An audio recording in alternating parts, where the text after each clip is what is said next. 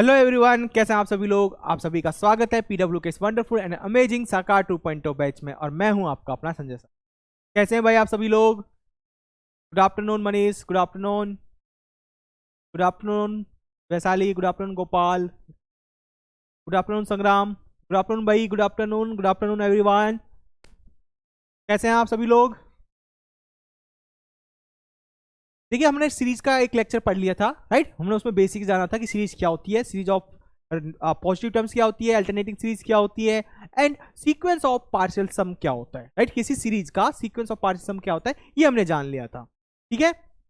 चलिए, अच्छी बात है, सभी ठीक हो, वेरी गुड। तो आज हम क्या पढ़ने वाले हैं, एक बार रिकॉल कर लेते हैं हमने क्या क्या पढ़ा। फिर से मैं आपको बता देता हूं हमने क्या पढ़ा था प्रीवियस क्लास में, कि सीरीज ऑफ रियल नंबर क्या होती है, सीरीज ऑफ पॉजिटिव टर्म्स क्या होती है, अल्टरनेटिंग सीरीज क्या होती है, right, and sequence of partial sum जो कि मोस्ट इंपॉर्टेंट था भाई। एंड फिर उसके बाद बिहेवियर ऑफ सीरीज जो कि डिपेंड करता है सीक्वेंस ऑफ पार्शियल सम पर, राइट। चलिए, मैं भी ठीक हूं भाई। तो अब हम पढ़ रहे हैं आज के जो लेक्चर में हम सीखेंगे, राइट। कमी टेस्ट लेकर आऊं मैं एक, क्योंकि ज्यादातर आप कहते हो सर 1 घंटे क्लास लो, 1 घंटे क्लास लो, इसलिए कोशिश करेंगे कि 1 घंटे में खत्म कर दें। लेकिन कंसंट्रेशन के साथ पढ़ना है, तभी ये 3 टॉपिक भी 1 घंटे में तभी खत्म हो पाएंगे, ठीक है। क्या है जियोमेट्रिक सीरीज, क्या होती है जियोमेट्रिक सीरीज, राइट, ये हम जानेंगे। जैसे कि आप सभी पढ़ चुके हो जियोमेट्रिक सीरीज क्या होती है, आपने पढ़ा होगा 12th 11th क्लास में या 10th क्लास में एपी एंड जेपी, राइट। तो जो उसमें जियोमेट्रिक प्रोग्रेस होता है, राइट, वही यहां पर एक तरीके से क्या बनेगा, आपका जियोमेट्रिक सीरीज बनेगी उसी टाइप का। फिर quasi general principle of convergence for series. तो क्वासी जनरल प्रिंसिपल क्या होता है, किसके लिए, for convergence, quasi general principle of convergence for series. तो एक तरीके से quasi general principle of convergence आपने सीक्वेंस के लिए भी पढ़ा था, ये अब सीरीज के लिए भी आप पढ़ोगे यहां पर। फिर उसके बाद कुछ इंपॉर्टेंट थ्योरम्स एंड रिजल्ट्स, ये हम देखेंगे, ठीक है। चलिए स्टार्ट करते हैं हम अपना आज का लेक्चर। सबसे पहले स्टार्ट करते हैं जियोमेट्रिक सीरीज क्या होता है। जैसा कि आप सभी को पता है कि जो सीरीज इस फॉर्म की होती है 1 plus x square plus x cube plus x की पावर 4 एंड सो ऑन। तो इन सब की टर्म ये आपकी किस टाइप की सीरीज कहलाती है, ये आपकी कहलाती है जियोमेट्रिक सीरीज। ये क्या कहलाती है आपकी, इस टाइप की सीरीज जियोमेट्रिक सीरीज कहलाती है, जहां पर एक्स आपका कुछ भी हो सकता है लेकिन आपका इस फॉर्म में होगा। और ये सीरीज कब कन्वर्जेंट कब डाइवर्जेंट होती है, देखो ये सीरीज कन्वर्जेंट होती है अगर इसमें जो एक्स आ रहा है आपका कॉमन रेशो, यहां पर कॉमन रेशो क्या आएगा, कॉमन रेशो कैसे निकालते हैं, सेकंड टर्म अपॉन में फर्स्ट टर्म का रेशो, फिर थर्ड टर्म अपॉन में सेकंड टर्म का रेशो, फोर्थ टर्म अपॉन में थर्ड टर्म का रेशो। ये सारे इक्वल आएगा अगर सब रेशो जो आप निकाल रहे हो सेकंड का फर्स्ट के साथ, third second, fourth third, fifth fourth, इन सब का रेशो कितना चाहिए, एक्स या आर। ये कॉमन रेशो आना चाहिए, कॉमन वैल्यू एक ही आना चाहिए आर, तो इसको बोलते हैं कॉमन रेशो। इन सब का रेशो कितना आ रहा है, R, this is called the common ratio. यहां पर क्या आएगा, यहां पर एक्स लिया है हमने, यहां पर आएगा आपका x, this is called the common ratio, ठीक है। अगर ये कॉमन रेशो जो एक्स है, अगर ये एक्स का मैग्नीट्यूड लेस देन 1 है तो आपकी सीरीज जो होगी जियोमेट्रिक सीरीज वो होती है कन्वर्जेंट। अगर इसका, ठीक है, अच्छा इसका अगर एक्स ग्रेटर देन 1 है, देखो मॉडुलस ऑफ एक्स क्या है यहाँ पर, लेस देन 1, यानी कि डेट इज यहाँ पर इसका मतलब है जो x है वो -1 और 1 के बीच में होगा तो आपकी सीरीज होगी convergent. Otherwise x greater than equal to 1 है, इक्वल टू 1 पे भी बात कर रखा है यहाँ पर, ठीक है, इक्वल टू 1 होगा तब भी डाइवर्जेंट है और ग्रेटर देन 1 होगा तब भी डाइवर्जेंट होगी, ठीक है। And oscillate finitely if x is equal to -1।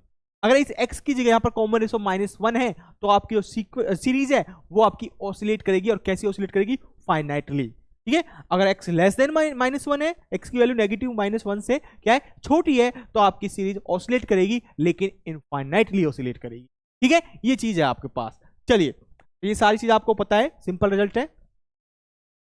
अच्छा, can you please explain one example of series again. Nikita, देखो सीरीज का एग्जांपल क्या बताया था मैंने, अगर आपने प्रीवियस लेक्चर देखो, अगर देखा हो आपको पता होगा।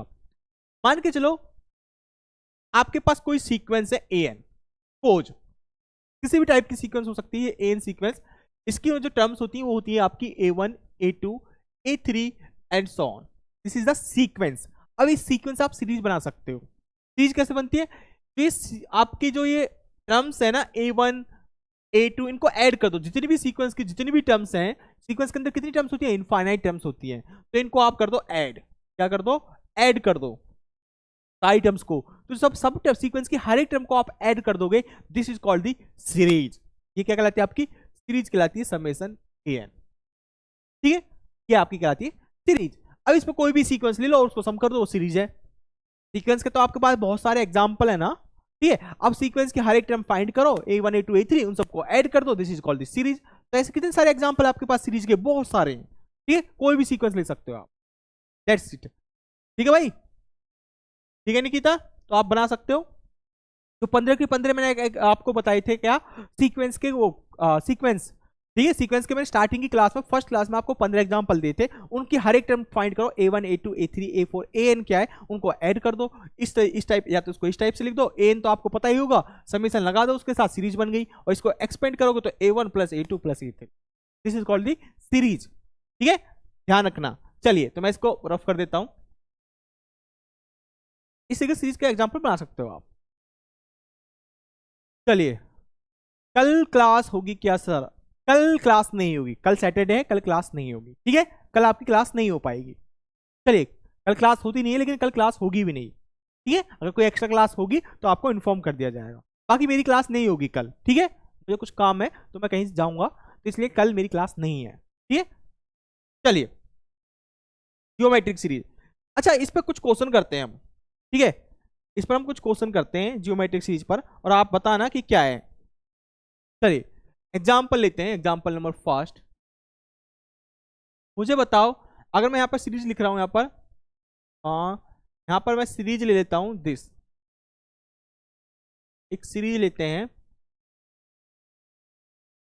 जनरली लिखता हूं मैं 1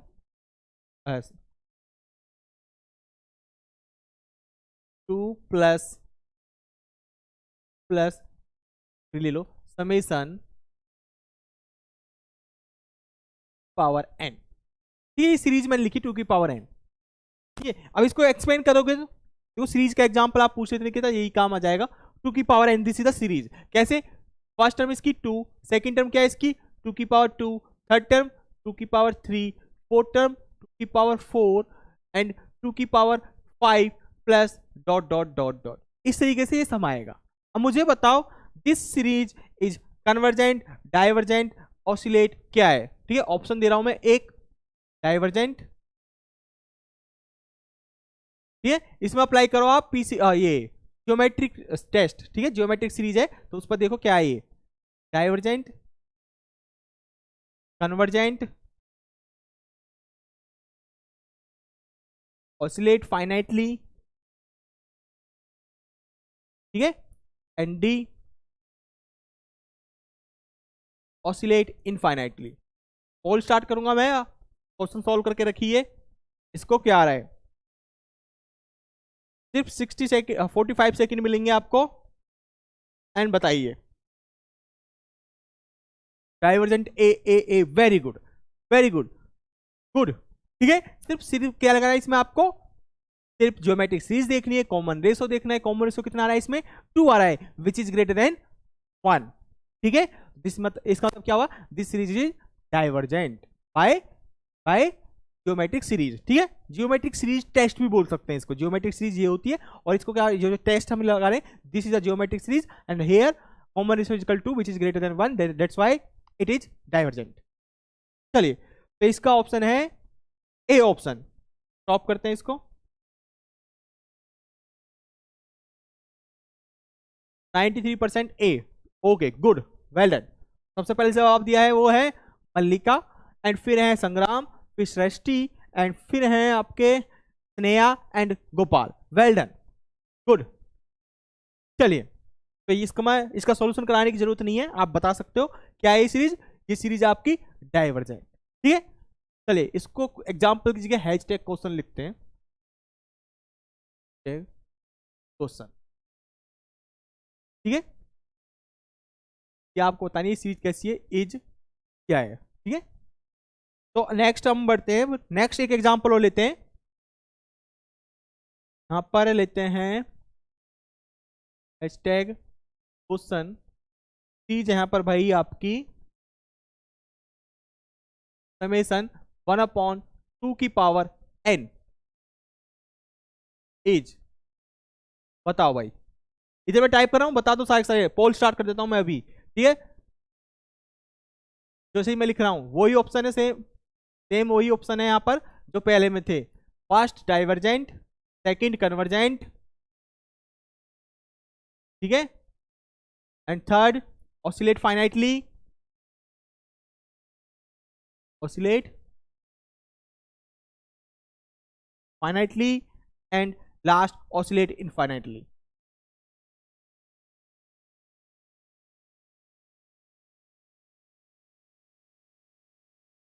राइट, सेम ऑप्शन। आप क्या करो Hrithik, oscillate infinite is 1 minus 4 plus 4 square minus 4 cube. Okay, this is oscillate infinitely because here is common ratio 4, ठीक है, here is common ratio minus का 4, ठीक है भाई, माइनस का 4 कॉमन रेशो है, तो इसके अकॉर्डिंग यहां पर क्या आएगा, दिस इज ऑसिलेट इनफाइनाइटली, ठीक है, बिल्कुल गुड ऋतिक। तो आप बना सकते हो एग्जाम्पल ऐसे, ठीक है, तो ये बहुत आसान है, तो कर सकते हो आप। तो यहां पर इसका आंसर है, पहला डाइवर्जेंट था, ये क्या होगी आपकी कन्वर्जेंट, यानी कि 86% बी कन्वर्जेंट होगी, डाइवर्जेंट नहीं होगी। यहां पर कॉमन रेशो आएगा, कितना आएगा आपका कॉमन रेशो 1/2 आएगा, विच इज लेस देन 1। यहाँ पर जो x कॉमन रेशो है उसका जो मैग्नीट्यूड देखोगे यहाँ पर, उसका मैग्नीट्यूड क्या आ रहा है, लेस देन 1 आ रहा है, क्योंकि यहाँ पर इसका कॉमन रेशो हाफ आएगा इसमें, ठीक है। तो ये कन्वर्जेंट है भाई, ठीक है, ध्यान रखना। सबसे पहले जवाब दिया है रुद्र, वेरी गुड, फिर Shaurya and Suman Das, Nandini and Sneha, good, well done. चलिए आगे बढ़ते हैं, ठीक है। तो इसमें क्या था जवाब, इसमें था आपका कन्वर्जेंट, ठीक है। उसी तरीके से ऑसिलेट फाइनाइटली, ऑसिलेट इनफाइनाइटली भी आप कर सकते हो, ठीक है। तो ये आपको समझ में आ गया टेस्ट। चलिए आगे बढ़ते हैं, ठीक है, कर लोगे ना भाई, एग्जाम्पल आप फ्रेम कर सकते हो, जैसे अभी अब यहाँ ऋतिक ने एक क्वेश्चन दिया था कमेंट बॉक्स पे, 1 minus 4 plus 4 square minus 4 cube plus 4 की पावर 4, ठीक है। तो इसमें क्या आएगा, कॉमन रेशो 4 माइनस का 4 आएगा, विच is greater than -1, that's is it is oscillate infinitely, ठीक है। चलिए अब नोट यहां पर मैंने क्या लिखा, ध्यान रखना, a geometric series is convergence only when its common ratio r, जो कॉमन रेशो है इसमें, जो जियोमेट्रिक सीरीज का कॉमन रेशो होता है r is numerically less than 1। Numerically less than मतलब क्या है, उसका जो मैग्नीट्यूड है, मैग्नीट्यूड मतलब मॉडुलस, न्यूमेरिकल मतलब यहां पर उसका मॉडुलस हमेशा लेस देन 1 होना चाहिए, क्या होना चाहिए, लेस देन 1 होना चाहिए, ठीक है। इसको हम बोलेंगे कि आपकी ज्योमेट्रिक सीरीज है वो आपकी कन्वर्जेंट होगी, कब, जब उसका कॉमन रेशो का जो मॉडुलस है वो हमेशा लेस देन 1 होना चाहिए। चलिए नेक्स्ट, यहां पर एक नोट है, यानी कि इसका मतलब क्या हुआ, इसका मतलब हुआ limit n tends to infinity, ठीक है, लिमिट, इसका मतलब ये हुआ अगर r आपका -1 और 1 के बीच में होगा, इसका मतलब क्या हुआ, इसका मतलब है डेट इज r आपका -1 और 1 के बीच में होना चाहिए। -1 और 1 के बीच में होता है r, और उसकी वैल्यू आप उसकी पावर n करो और n को इन्फिनिटी पर अप्रोच कराओ तो वो किसके इक्वल पहुंचता है, 0 के करीब पहुंचता है, that's why this is equal to 0 modulus of r less than 1, ठीक है, वही चीज लिख रखी है, इतना कुछ खास नहीं इसमें। चलिए आगे बढ़ते हैं। अब तो यहाँ पर कुछ थ्योरम है, उसका मैं थोड़ा आपको प्रूफ दे रखा है, ठीक, कैसे है तो देख लेते हैं एक बार। तो series of positive real numbers either converge or diverge, never oscillate. तो सीरीज ऑफ पॉजिटिव टर्म्स होती है, जैसे कि मैंने आपको पहले बताया था पहली क्लास में, तो सीरीज ऑफ पॉजिटिव टर्म्स होगी, या तो वो कन्वर्ज करेगी या फिर वो डाइवर्ज करेगी, लेकिन कभी भी ऑसिलेट नहीं कर सकती, राइट, ये मैंने आपको बताया था कल। और कैसे, इसका प्रूफ देखते हैं कि कैसे। देखिए प्रूफ हमने लिख रखा है, ठीक है, summation N be series of positive real numbers, ठीक है भाई, जो सीरीज आपकी कैसी है, पॉजिटिव टर्म्स की सीरीज है, हर एक टर्म कैसी है, पॉजिटिव है, ओके, नो प्रॉब्लम।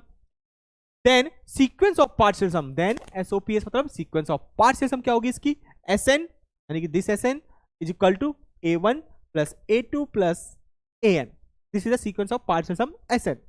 अच्छा यहां पर आप ध्यान से देखो, तो सीक्वेंस ऑफ पार्शियल सम होती है और हर एक टर्म कैसी है, पॉजिटिव है। तो ये सीक्वेंस ऑफ पार्शियल सम होती है, कैसी होती है, ये सीक्वेंस ऑफ पार्शियल सम कैसी होती है, ये आपकी इंक्रीजिंग होती है, कैसी होती है भैया, इंक्रीजिंग होती है। जो पहली टर्म आएगी इसकी कितनी आएगी, सिर्फ a1, सेकंड टर्म क्या आएगी, a1 प्लस a2, दो टर्म्स का सम आएगा, यानी कि पहली टर्म में कुछ ना कुछ ऐड हो गया और हर एक टर्म पॉजिटिव है, तो यानी कि वैल्यू बढ़ेगी, इंक्रीज होगी। फिर थर्ड टर्म उसमें कुछ ना कुछ और ऐड करोगे, वैल्यू इंक्रीज होगी। वही यहाँ चीज लिख रखा है sequence of parts this S1 less than S2, S2 less than S3, यानी कि क्या हो रहा है कि पहली टर्म छोटी, फिर उस टर्म सेकंड टर्म बड़ी, फिर थर्ड टर्म और बड़ी, फिर और बड़ी, इस तरीके से। This implies sequence is monotonically increasing. अच्छा जी, मोनोटोनिकली इंक्रीजिंग है, ठीक है। आगे हम क्या करें, and as I know every monotonic sequence is either converge or diverge but never oscillate. तो हमें पता है सीक्वेंस की एक डेफिनेशन होती है क्या, कि अगर कोई सीक्वेंस क्या करे, अगर मोनोटोनिक है या तो वो कन्वर्ज करेगी या फिर वो डाइवर्ज करती है। तो यहाँ पर वही रिजल्ट हम यूज करेंगे कि एज आई नो या वी नो, ठीक है, यहाँ पर वी कर लो, वी अच्छा रहेगा, आई कीजिए, we know every monotonic sequence is either converge or diverge but never oscillate. तो इसका मतलब क्या हुआ, जब सीक्वेंस ऑफ पार्ट्स हम या तो कन्वर्ज या डाइवर्ज है, इसका मतलब सीरीज भी या तो कन्वर्ज होगी या डाइवर्ज होगी। चलिए आगे बढ़ते हैं, क्लियर है भाई, बिल्कुल सिंपल प्रूफ है ना। अच्छा यहाँ पर कुछ नोट लिख रखा है मैंने, यहाँ पर नोट में क्या लिखा हुआ है कि समेशन एन इज कन्वर्जेंट। तो ये आपको सीरीज दे रखी है, कैसी है, कन्वर्जेंट है। और यहाँ पर कह रहे हैं if and only sequence of partial sum Sn is bounded above, ये बाउंडेड अबव होनी चाहिए, ठीक है। Sn को बाउंडेड अबव क्यों कह रहे हैं हियर, यहां ध्यान रखना, ये सिर्फ बाउंडेड अबव हो, लेकिन कब है, जब आपकी जो सीक्वेंस ऑफ पार्शियल सम है वो कैसी है, यानी कि जो सीरीज है वो कैसी है, आपकी पॉजिटिव टर्म की सीरीज है, ये ध्यान रखना। यहाँ पर ये इंक्लूड है हेयर, जो एन है वो कैसा है, ग्रेटर देन 0 है for all n belongs to natural number, यानी कि हर एक टर्म कैसी है, पॉजिटिव। तो उस केस में हम बात कर रहे हैं जब हर एक सीक्वेंस की हर एक टर्म पॉजिटिव है, यानी कि पावर सीरीज भी आपकी पॉजिटिव टर्म्स की सीरीज होगी। तो उस केस में हम कह रहे हैं कि किसी सीरीज को आप कहोगे कि वो सीरीज कन्वर्जेंट है, कब, अगर उसकी सीक्वेंस ऑफ पार्शियल सम अगर वो कैसी है, बाउंडेड अबव है, ठीक है। क्योंकि यहाँ से एक क्राइटेरिया तो अपना आप ही हो जाएगा, क्योंकि वो सीरीज सीक्वेंस ऑफ पार्शियल सम कैसी होगी, इंक्रीजिंग होगी अगर हर एक टर्म पॉजिटिव है तो, ठीक है, क्योंकि उसमें कुछ ना कुछ ऐड होता है। सीक्वेंस ऑफ पार्शियल सम की जो फर्स्ट टर्म होती है छोटी, फिर उसमें कुछ ना कुछ ऐड होगा तो बढ़ेगी, तो वो इंक्रीजिंग तो है ही ऑटोमेटिकली। जैसे हम उसको दिखा देंगे वो बाउंडेड अबव है, तो इसका मतलब क्या हो जाएगा, सीक्वेंस ऑफ पार्शियल सम आपकी कन्वर्जेंट हो जाएगी, तो सीरीज भी कन्वर्जेंट हो जाएगी। तो इसका मतलब ये है कि अगर सीरीज कन्वर्जेंट है तो जो सीक्वेंस ऑफ पार्शियल सम होती है वो बाउंडेड अबव होती है। अगर sequence of partial sum bounded above है तो आपकी सीरीज भी कन्वर्जेंट होती है, लेकिन ये कब है, जब आपकी सीक्वेंस ऑफ पॉजिटिव टर्म्स है या सीरीज ऑफ पॉजिटिव टर्म्स है, ये तब के लिए है, ये ध्यान रखना। इसलिए यहां पर ये लिख रखा है साफ कि n greater than 0 for all belongs to natural number। अच्छा, that is series of the real number, और यहां तक लिख लो series of the real number या फिर पॉजिटिव नंबर की, ठीक है। दैट इज, इसका मतलब यहां पर मैं क्या बताना चाह रहा हूं कि ny का मतलब यहां पर क्या है, नेसेसरी कंडीशन, ठीक है। यहां पर जो ny है उसका मतलब है नेसेसरी, नेसेसरी का शॉर्ट फॉर्म में यहां पर क्या लिख रहा हूं, ny, एंड सफिशिएंट, सफिशिएंट को शॉर्ट फॉर्म में क्या लिख रहा हूं मैं, st लिख रहा हूं, सफिशिएंट को शॉर्ट फॉर्म में क्या लिख रहा हूं मैं, st, ठीक है। तो that is necessary and sufficient condition for a convergence of positive term series, ठीक है, क्योंकि यहां पर टर्म कैसी है, पॉजिटिव। तो किसी पॉजिटिव टर्म सीरीज के लिए जो नेसेसरी एंड सफिशिएंट कंडीशन होती है वो होती है कि is that it's SOPS is bounded above. क्या है इसकी नेसेसरी एंड सफिशिएंट कंडीशन किसी पॉजिटिव टर्म सीरीज के लिए, कि उसकी जो सीक्वेंस ऑफ पार्शियल सम है वो क्या होनी चाहिए, वो आपकी बाउंडेड अबव होनी चाहिए, ठीक है, ये ध्यान रखना। चलिए अब पॉजिटिव टर्म केस के लिए हमेशा बाउंडेड बिलो होगा, बिल्कुल लक्ष्मण कुमार। तो सीक्वेंस ऑफ पार्शियल सम है वो ऑलवेज क्या होगी आपकी, अगर पॉजिटिव टर्म की है तो, अगर पॉजिटिव टर्म की आपकी सीरीज है तो उसकी जो सीक्वेंस ऑफ पार्शियल सम बनेगी वो ऑलवेज बाउंडेड बिलो होगी, क्योंकि फर्स्ट टर्म उसका क्या हो जाएगा, ग्रेटेस्ट क्या हो जाएगा, फर्स्ट टर्म ही उसका ग्रेटेस्ट लोअर बाउंड हो जाएगा, यानी कि इन्फीमम हो जाएगा। That clear. चलिए ये सबको पता है, नॉर्मल चीज है। अब हम बढ़ते हैं आगे, एक और थ्योरम देखते हैं। क्या थ्योरम है भाई, if the series summation an is convergent then limit n tends to infinity an is equal to 0। ध्यान रखना, अगर कोई series, if the series summation n convergent है तो इसका मतलब है कि limit n tends to infinity an is equal to 0। तो जो सीरीज में जो ये nth टर्म्स होती है ना, जिस सीक्वेंस की, सीक्वेंस से सीरीज बनती है, और सीरीज से सीक्वेंस भी बना सकते हो आप, क्योंकि आपको सीरीज इस टाइप का पता है, और यहाँ पर nth टर्म पता है, तो यहाँ से आप सीक्वेंस भी बना सकते हो। तो जो ये nth टर्म होगी an, ठीक है, सीक्वेंस की nth टर्म, तो ये सीक्वेंस की nth टर्म बोल रहे हैं हम, सीरीज की नहीं बोल रहे, ठीक है। तो ये या सीक्वेंस की nth टर्म बोल रहा हूँ या सीरीज की nth टर्म बोल रहा हूँ, यहाँ पर एक ही बात है। तो सीक्वेंस यहाँ पर सीरीज की जो nth टर्म है ए एन, तो अगर उसकी लिमिट जीरो को कन्वर्ज करेगी, अगर सीरीज कन्वर्जेंट है तो हमेशा हमेशा उसकी एन टर्म की जो लिमिट है n tends to infinity a n, ठीक है, उसकी लिमिट क्या होगी, ऑलवेज जीरो होगी। मोस्ट इंपोर्टेंट रिजल्ट है, इसको शायद एबल टेस्ट भी बोलते हैं। ये आपका क्या होता है, ये आपका एबल टेस्ट भी होता है आई थिंक, ठीक है, ये कंफर्म करें ना, एबल टेस्ट शायद इसी को कहते हैं आई थिंक, राइट। बाकी मेरे को नाम से याद नहीं है, बाकी स्टेटमेंट याद। अगर सीरीज कन्वर्जेंट है तो हमेशा उसकी एन टर्म यानी कि एन जो टर्म होगी वो हमेशा उसकी लिमिट क्या होगी, जीरो होगी, ठीक है, ये चीज है। सफिशिएंट का मतलब ये होता है कि सफिशिएंट मतलब कि अगर इसको आप प्रूफ कर दोगे ना तो सफिशिएंट है, आपको और कुछ चीज की जरूरत नहीं है। जैसे हम कहते हैं कि जैसे कि नेसेसरी मतलब जरूरी, इंपॉर्टेंट है। देखो हम आपको समझाता हूँ नेसेसरी एंड सफिशिएंट कंडीशन क्या होती है। जैसे आपने ओडी पढ़ा होगा, ठीक है, ओडी में आपने एक चीज पढ़ी थी वहां पर एग्जैक्ट वाला, ठीक है, एग्जैक्ट डिफरेंशियल इक्वेशन पढ़ी होगी, वहां पर एक नेसेसरी एंड सफिशिएंट कंडीशन पढ़ी होगी आपने कि किसी कोई डिफरेंशियल इक्वेशन ओडी एग्जैक्ट होती है, क्या होती है, एग्जैक्ट होती है, एग्जैक्ट होती है, इसके लिए नेसेसरी एंड सफिशिएंट कंडीशन है कि del m upon del y is equal to del n upon del x i. ये प्रूफ कर दो, ठीक है, ये आप क्या कर दो, प्रूफ कर दो। तो अगर आपने ये प्रूफ कर दिया कि डेल एम अपॉन, जहां पर डिफरेंशियल इक्वेशन कैसी होगी, M d x plus N d y is equal to zero, इस टाइप की डिफरेंशियल इक्वेशन को बोलते हो आप एग्जैक्ट, ठीक है, जहां पर एम आपका कोई एक्स वाई का फंक्शन हो सकता है, एन भी आपका क्या होगा, एक्स वाई का फंक्शन होगा। अगर आप दिखा दो एम का partial derivative with respect to y is equal to n का partial derivative with respect to x, अगर इसको आप प्रूफ कर दो कि ये दोनों इक्वल है तो दिस इज द सफिशिएंट। आपको और चेक करने की जरूरत नहीं है कि आप इसको दिखाओ कि एग्जैक्ट है, एक इसकी डेफिनेशन से भी चेक करते हो। ये इस टाइप की डिफरेंशियल इक्वेशन एग्जैक्ट कब होती है, अगर आपकी डेफिनेशन कहती है M d x plus N d y this is equal to total derivative of किसी एक फंक्शन के इक्वल आ जाए, ठीक है, इसका ये क्या है, ये किसके इक्वल आए, डी ऑफ एफ के इक्वल आ जाए, ठीक है, यहां पर एक फंक्शन एग्जिस्ट करना चाहिए दिस एक्स वाई का फंक्शन, राइट। तो इसका क्या होगा, ये this is equal to derivative of this, इस टाइप का फंक्शन एग्जिस्ट कर जाए जिसका डेरिवेटिव क्या हो, इसके इक्वल हो। कुछ इस टाइप की डिफरेंशिएशन होती है, ठीक है, अगर मैं गलत नहीं हूं तो कुछ इस टाइप की डिफरेंशियल इक्वेशन होती है, यानी कि इसका टोटल डेरिवेटिव एग्जिस्ट कर जाए, this is called the exact differential equation. तब जाके आप कहते हो कि जो ये डिफरेंशियल इक्वेशन एक ऐसी है एग्जैक्ट है।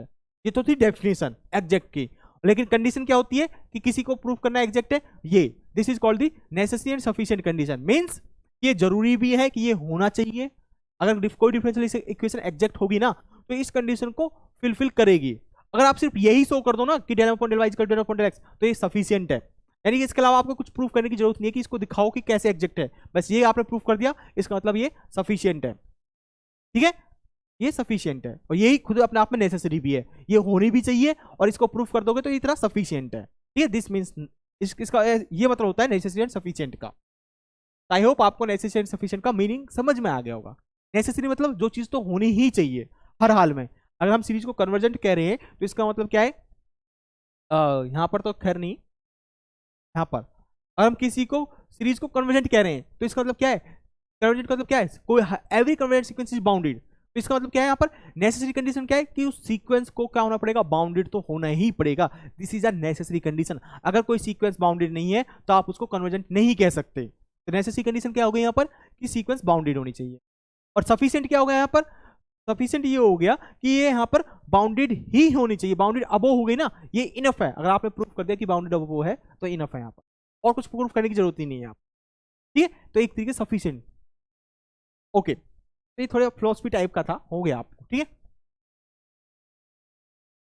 जरूरी और हिंदी में मतलब जरूरी और पर्याप्त, चलिए तो क्या कहती है, ये होना चाहिए, लेकिन इसका कन्वर्स ट्रू नहीं है, बिल्कुल इस थ्योरम का कन्वर्स ट्रू नहीं है। प्रूफ आपने देख लिया होगा किस तरीके से ट्रू है, सिंपल एन कन्वर्जेंट है, इसका मतलब सीक्वेंस कन्वर्जेंट है, sequence of partial sum convergent है, ठीक है, सीरीज कन्वर्जेंट है, sequence of partial sum convergent है।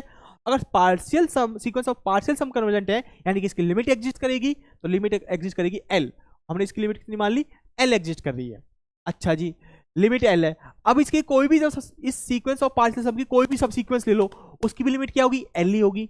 तो इसकी एक सब सीक्वेंस ली Sn-1, तो उसकी लिमिट क्या होगी, उसकी लिमिट भी एल ही होगी, ठीक है, क्योंकि हमें पता है कि अगर कोई सीक्वेंस कन्वर्जेंट है उसकी हर एक सब सीक्वेंस भी कन्वर्जेंट होगी और वो एल को ही कन्वर्ज करेगी, दैट्स वाई। ठीक है, अच्छा Sn का मतलब ये होता है स्टार्टिंग की n टर्म्स का सम, Sn-1 का क्या होगा, स्टार्टिंग की n-1 टर्म्स का सम, क्योंकि Sn क्या है पर sequence of partial sum starting first n terms, starting n-1 terms. तो Sn में से मैं Sn-1 को सेपरेट कर, यानी कि nth term sequence of partial sum की जो nth टर्म है उसमें से मैंने सेपरेट कर दिया सीक्वेंस ऑफ पार्शियल सम की n-1 टर्म्स को। तो जब सेपरेट करोगे तो इसमें से इसको घटाओगे तो क्या बचेगा, ये सारी कैंसिल आउट हो जाएंगी, सिर्फ an बचेगा यहाँ पर, क्या बचेगा, सिर्फ an बचेगा। तो इसका मतलब क्या हुआ यहाँ पर भाई, इसका मतलब ये हुआ इनका डिफरेंस an आ रहा है। ठीक है, ये सीक्वेंस यहाँ पर लिमिट अप्लाई कर दो इस पर, both side limit apply limit apply limit apply. ठीक है, ये Sn-1 है, तो an की लिमिट क्या आएगी, इसकी लिमिट क्या है l, इसकी लिमिट क्या है वो भी l, तो l माइनस l 0, इसका मतलब क्या है nth टर्म की जो लिमिट है वो कितनी आएगी यहाँ पर 0, hence this equal to 0। But converse need not to be true, ध्यान रखना कन्वर्स ट्रू नहीं है, कैसे अभी देखते हैं। यहां पर साफ लिख रखा है मैंने, converse of the above theorem is not true, true नहीं है। क्यों ट्रू नहीं है, एग्जाम्पल ये दिख रहा है आपको सामने कि 1 + 1/2 + 1/3 + 1 एंड सो ऑन + 1/n, ठीक है, प्लस आएगा प्लस 1/n प्लस दिस, तो दिस टाइप सीरीज क्या है, डाइवर्ज है। यहाँ पर सीरीज क्या है आपकी, यहाँ पर आपको सीरीज दे रखी है दैट इज समेशन 1/n, हम कह रहे हैं कि ये डाइवर्जेंट है, क्या ये डाइवर्जेंट है। क्यों डाइवर्जेंट है, क्योंकि Sn यहाँ पर क्या है, इसकी सीक्वेंस ऑफ पार्शियल सम बनाओगे, हमने एक देखा था इसकी सीक्वेंस ऑफ पार्शियल सम क्या होगी, स्टार्टिंग एन टर्म्स, ये हमने कराया था ना कल की क्लास में, प्रीवियस क्लास में, कि जो सीक्वेंस ऑफ पार्शियल सम बनेगी इसकी 1 से लेकर 1 + n तक का सम, ये कैसी थी, ये आपकी डाइवर्जेंट थी, क्योंकि ये सीक्वेंस इंक्रीजिंग है लेकिन बाउंडेड अबोव नहीं है। और by necessary and sufficient conditions हम कह सकते हैं कि अगर यहाँ पर सीक्वेंस कन्वर्जेंट होती है, सीरीज आपकी कन्वर्जेंट होती है, अगर SOPS आपकी क्या होती है,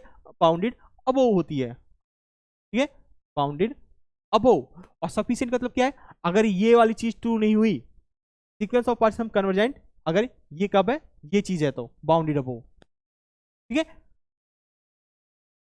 नेसेसरी एंड सफिशिएंट कंडीशन है ये, अगर ये ट्रू नहीं है ना, अगर कोई सीक्वेंस ऑफ पार्शियल सम, इसका उल्टा क्या होगा, sequence of partial sum not bounded above, not bounded above, this implies, तो ये इंप्लाइज करेगा नॉट कन्वर्जेंट, तो सीरीज आपकी कन्वर्जेंट भी नहीं होगी।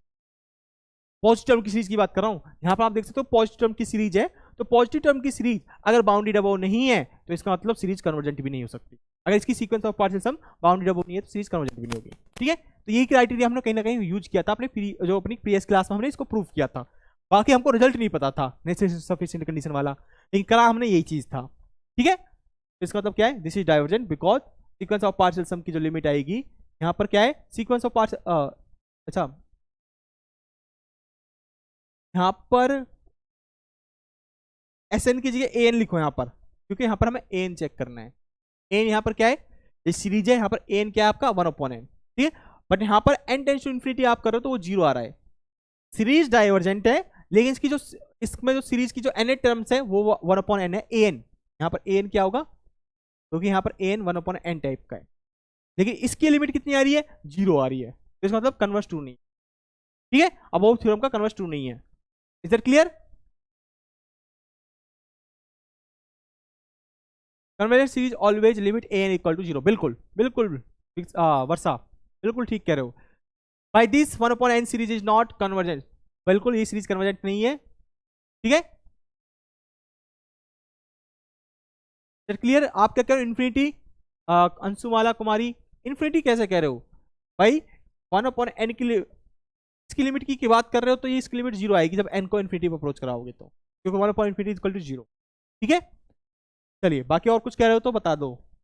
नेक्स्ट यहाँ पर एक नोट है, ये वही चीज यहाँ पर लिखा, कन्वर्स नहीं है, इसका मतलब क्या हुआ, if limit n tends to infinity n equal to 0, अगर किसी की nth टर्म का लिमिट 0 आ रही है तो ये इंप्लाइज करेगी, ये इंप्लाइज करती है कि जो सीरीज आपकी बनेगी सीरीज an, वो आपकी मे और मे नॉट कन्वर्ज, वो कन्वर्ज कर भी सकती है, ऐसा नहीं कि कन्वर्ज नहीं करेगी, कन्वर्ज कर भी सकती है, मे और मे नॉट भी कन्वर्जेंट। इसके लिए एग्जांपल देखना है, ये एग्जांपल देख सकते हो, यहाँ पर an की लिमिट क्या थी 0, लेकिन सीरीज कैसी थी, डाइवर्जेंट। और इससे पहले हमने एक और एग्जांपल देखा, एक और एग्जांपल नहीं देखा क्या, चलिए तो एक और एग्जांपल देखना आपको, ये देख लो यहां पर series is not convergent.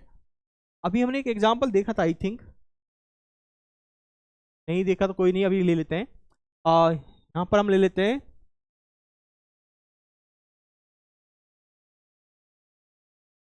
Series is divergent, and एक एग्जांपल ऐसे ले लेते हैं जहां पर एन जीरो को कन्वर्ज कर रहा हो लेकिन सीरीज यहां पर क्या है, कन्वर्जेंट हो। कोई एग्जांपल है ऐसा? हाँ बिल्कुल है, summation one upon n square ले लो, ठीक है, summation one upon n square, ये सीरीज ले लो। यहां पर एन का मतलब क्या है, एन का मतलब है वन अपॉन एन स्क्वायर, ठीक है। एन को इन्फिनिटी को, यहां पर ये जीरो को अप्रोच करेगा कब, जब एन को इन्फिनिटी को अप्रोच करेगा। लेकिन जो ये सीरीज बनेगी ये आपकी कैसी है, यहां पर कन्वर्जेंट है। अच्छा अब कोई बताएगा ये कन्वर्जेंट कैसे, एनीवन? यहां पर आप कह रहे हो वन अपॉन एन तो कन्वर्जेंट नहीं है, लेकिन one upon n square convergent कैसे है, इस पर लगेगा पी सीरीज टेस्ट, अभी आप जान जाओगे, ठीक है, पी सीरीज टेस्ट लगेगा भाई। और बाकी आप इसको कर सकते हो, यहां पर आप कर सकते हो, देखो यहां पर आप देखो ना, एन की value 1 2 3 square square, okay. P series test इसको इजीली कर सकते हो, रेशो टेस्ट से आप करोगे तब भी इसको कर सकते हो, अभी आपको पता नहीं लेकिन ये कन्वर्जेंट होती है, ठीक है। अभी आप सीख जाओगे इसको प्रूव करना। चलिए तो फिलहाल आप कर सकते हो इसको, 1/3 की पावर एन, आप कह रहे हो समेसन 1/3 की पावर एन दिस, हाँ बिल्कुल सही है। ये क्या आपकी जीपी, अभी अभी जीपी पढ़ी थी ना आपने, this is the geometric series, ठीक है। और यहाँ पर कॉमन रेशो क्या आएगा, 1/3, ये क्या है, लेस देन 1 है, इसका न्यूमेरिकल वैल्यू देखोगे तो लेस देन 1 है 1/3, तो इसका मतलब ये सीरीज कैसी है, कन्वर्जेंट है। और यहाँ एन को इन्फिनिटी पर अप्रोच कराओगे तो यहाँ पर ये जीरो को कन्वर्ट करेगी कब, जब एन इन्फिनिटी को अप्रोच करेगा, एन इन्फिनिटी को अप्रोच करेगा तो ये जीरो को कन्वर्ट करेगी। लेकिन बाय जियोमेट्रिक सीरीज यहाँ पर common ratio 1/3 which is less than 1, that's why it is क्या है, ये आपकी कन्वर्जेंट है, बट ये कन्वर्जेंट है बाय पी सीरीज टेस्ट, ठीक है। हाँ सोनम वर्मा, ये क्वेश्चन हमने कल करवाया था प्रीवियस क्लास में, वहां पर आप देख लेना, आपको मिल जाएगा, ठीक है। रेशो टेस्ट से भी हो जाएगा, बिल्कुल, बहुत सारे टेस्ट, सीरीज को तो प्रूव करने के लिए बहुत इजी तरीके हैं आपके पास, ठीक है। तो यहां पर आप देखो, अगर, अब एक चीज और ध्यान रखना, अगर जीरो है तो आप कुछ नहीं कह सकते, कन्वर्ट कर भी सकते नहीं भी कर सकते, लेकिन अगर इसकी n tends to infinity n non zero, अगर एन टर्म की लिमिट नॉन जीरो आती है तो यहां से आप कह सकते हो this implies series is not convergent. क्यों, नेसेसरी सफिशिएंट कंडीशन क्या थी, सीरीज आपकी कन्वर्जेंट है कब, if if limit, sorry, convergent implies कर रहा था कि अगर सीरीज कन्वर्जेंट है तो सीरीज की एन टर्म की लिमिट हमेशा क्या आएगी, जीरो आएगी, कन्वर्जेंट इंप्लाइज कर रहा था, कन्वर्जेंट इंप्लाइज दिस,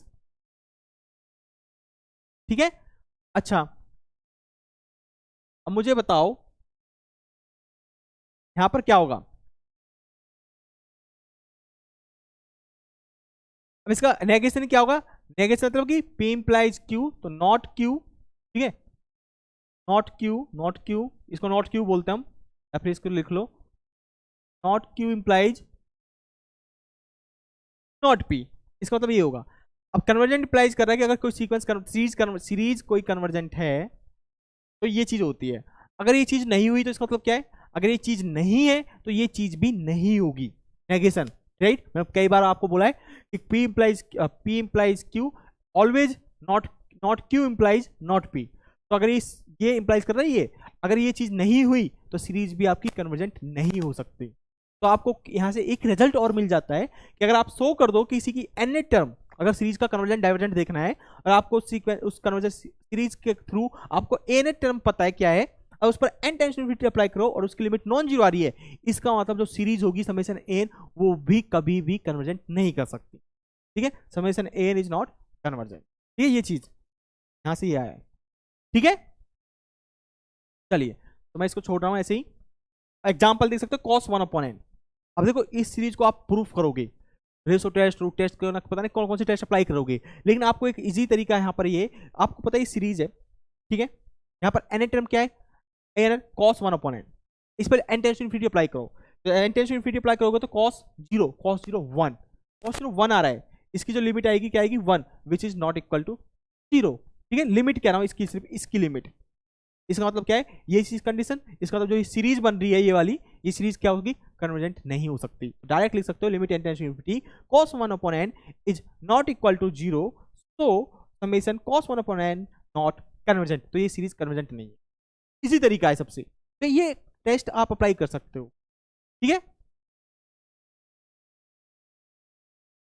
चलिए टेस्ट आपको सब पता चल जाएगा, धीरे धीरे हम पढ़ेंगे क्लास वाइज। ठीक है, सारे टेस्ट पता चल जाएगा। चलिए आगे, अब quasi general principle of convergent या कन्वर्जेंस फॉर सीरीज। तो सीक्वेंस का आपने पढ़ा था, उसी तरीके से यहां पर किसके लिए, यहां पर सीरीज के लिए। देखो सीक्वेंस का सबको याद होगा क्या है, क्या होता है, यहां लिख भी रखा है मैंने, बाकी आपको पता होना चाहिए क्या होता है। ठीक है, रिजल्ट याद होने चाहिए आपको। चलिए तो थ्योरम पढ़ते हैं, स्टेटमेंट पढ़ते हैं कि क्या कहती है आपकी ये quasi general principle of convergence for series. क्या कहती है, a series summation an converges if and only if for each epsilon greater than 0, for each epsilon greater than 0 कि हर एक एप्सिलॉन, कोई भी एप्सिलॉन ले लो आप greater than 0, लेकिन आपकी स्मॉल होना चाहिए, there exist a positive integer m, तो यहां पर एक पॉजिटिव इंटीजर एग्जिस्ट करेगा m। ठीक है, सच दैट इस तरीके से an+1 plus an+2 plus n+p this is less than epsilon for all n greater than equal to m and p greater than equal to m। This is called the Cauchy general principle of convergence for series. ठीक है, ये आपकी definition होती है, statement एक तरीके से।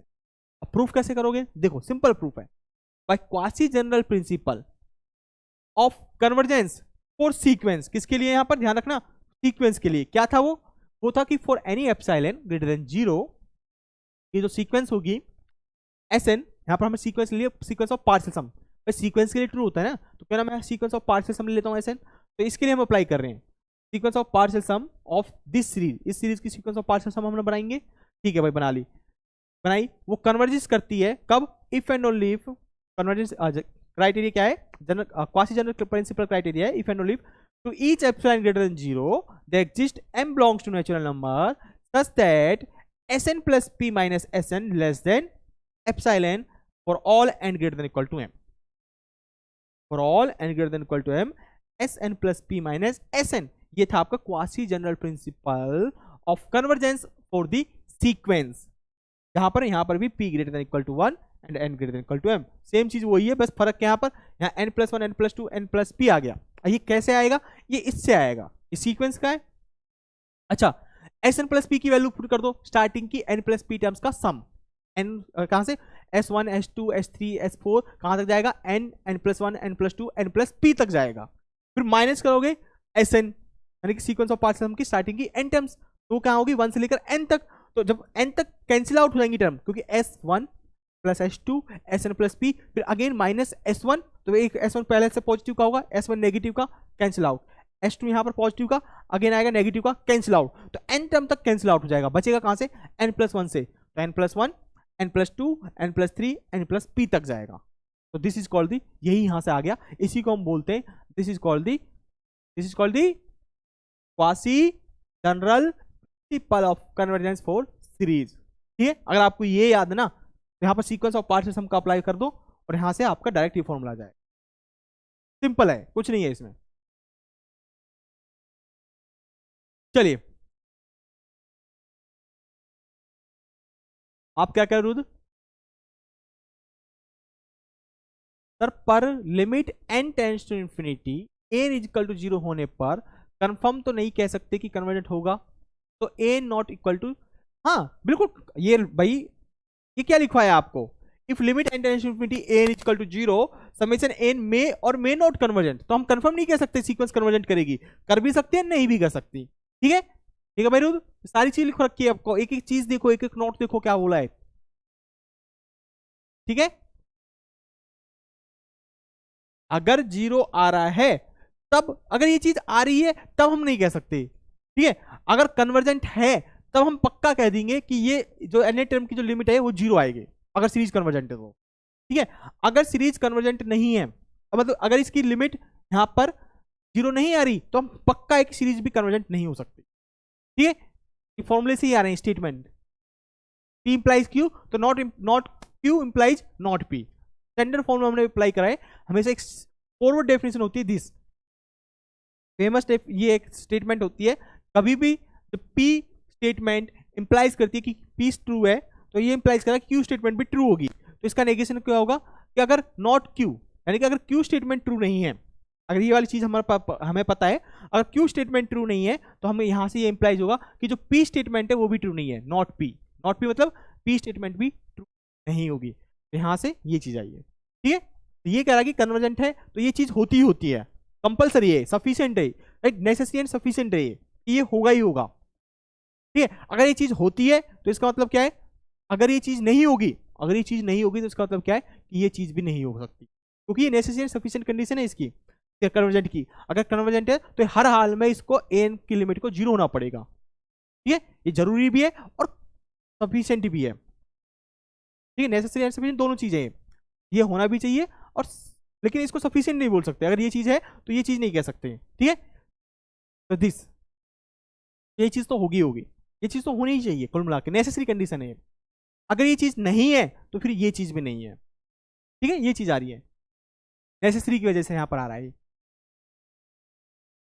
Proof याद करना जरूरी नहीं है, मैं बस आपको समझा रहा हूं कि किस तरीके से आ रहा है, ताकि आपको यहां पर थोड़ा इंटरेस्ट बन सके, ठीक है। अगर रिजल्ट बताऊंगा तो आप जैसे कल के सर इसमें तो आप रिजल्ट बता रहे हो, तो इसलिए मैं यहाँ पर थोड़ा प्रूफ भी बता रहा हूँ कि किस तरीके से है ये। चलिए, तो ये हो गया आपका, ये क्वेश्चन करके बताइए। अच्छा, ये क्वेश्चन तो आपने कर लिया, फिर भी दोबारा से बताइए इसको कैसे करोगे, ठीक है। ये सीरीज क्या है, पोल के वजह बताइए, देखते हैं फिर भी कितने लोग सही बताते हैं। 45 सेकंड का टाइम है, ठीक है। इसको अब आप टेस्ट से बताइए, टेस्ट से कैसे बताओगे, दिस इज कन्वर्जेंट डाइवर्जेंट कैसे।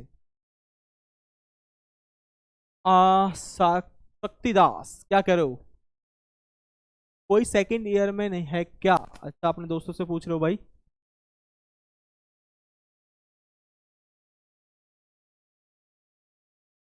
करिए इसको, करिए सॉल्व, बताओ किस तरीके से आप कर रहे हो। आपके पास 2-3 रिजल्ट आ चुके हैं, अब किस तरीके से आप इसको करोगे।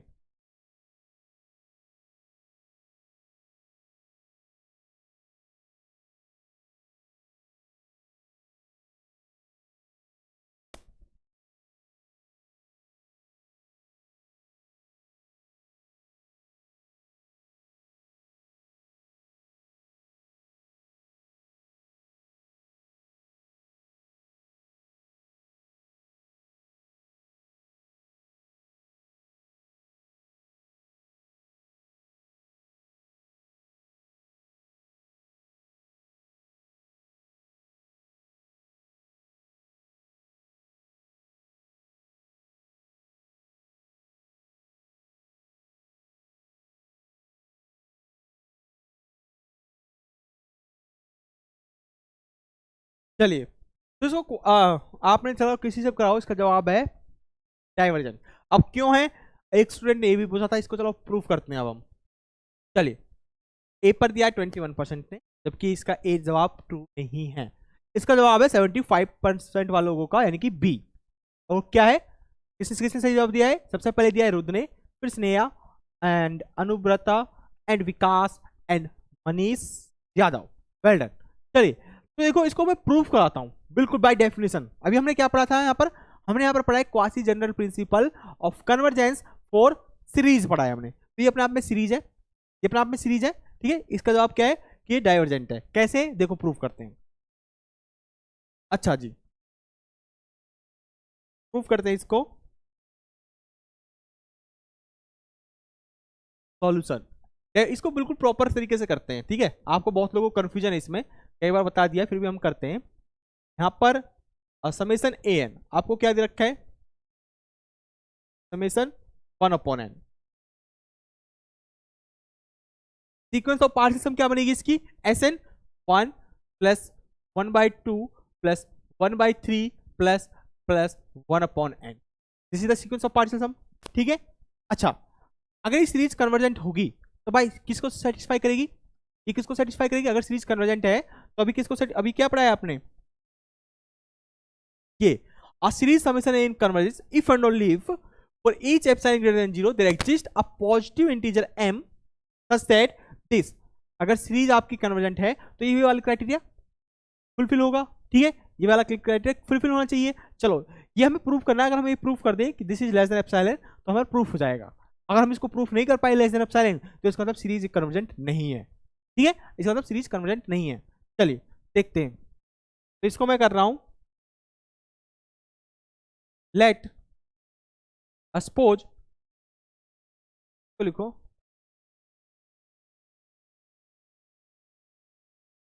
इफ एंड ओनली इफ है ना, इसको सपोज मत करो, डायरेक्ट करते हैं। एस एन, अच्छा एस एन प्लस पी बताओ क्या आएगा, S n plus p, S n plus p आएगा 1 1 plus by 2 1 by 3 1 plus n 1 upon n plus 1 1 upon n plus t n plus 2 and 1 upon n plus p तक जाएगा, ठीक है। अच्छा अब हम कंसीडर करते हैं यहां पर, कंसीडर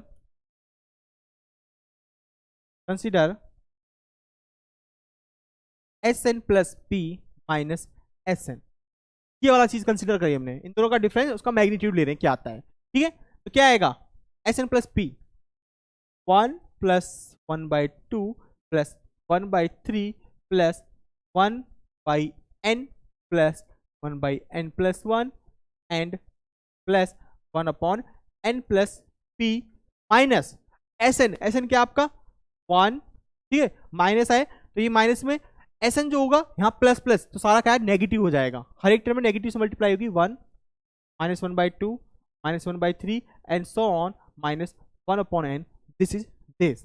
यहाँ से क्या आएगा, यहाँ से जो ये 1 है आपका, ये वाला 1 cancel out, this cancel out, this cancel out, 1 upon n cancel out, किससे 1 से 1 बाई 2 1 बाई एन से, इनसे कैंसिल आउट हो जाएगा।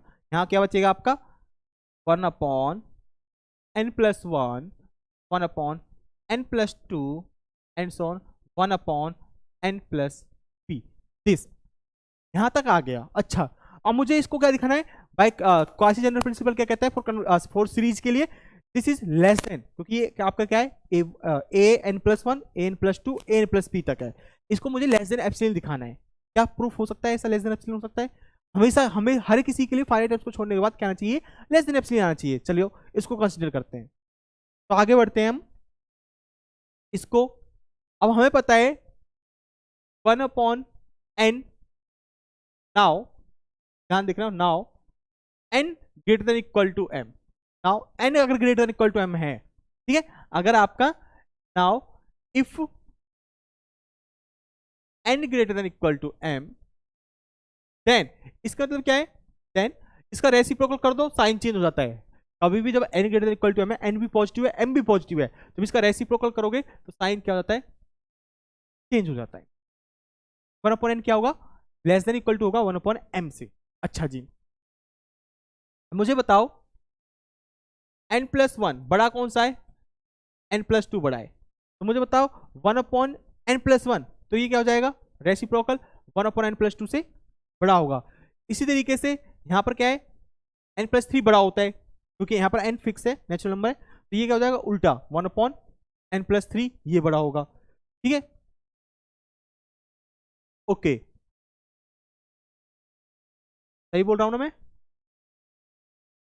ओके ठीक है, अगर ये दिस दिस देन दिस, ठीक है बिल्कुल ठीक है, ठीक है, जैसे जैसे डिनोमिनेटर बड़ा होगा तो टर्म्स क्या होगी छोटी होती चली जाएगी, ठीक है, दिस, तो यहां से मैं कह सकता हूं मेरे पास यहां पर क्या था s n plus p minus S n था, this 1 upon n plus 1 1 upon n plus 2 this, तो मैं इसको लिख रहा हूं एक बार, s n plus p minus S n is equal to modulus 1 upon plus 1 1 upon n plus 2 and this 1 upon n plus p, ठीक है। तो अगर एन ग्रेटर इक्वल टू तो ये होता है, मैं यहां पर कर लेता हूं लेट,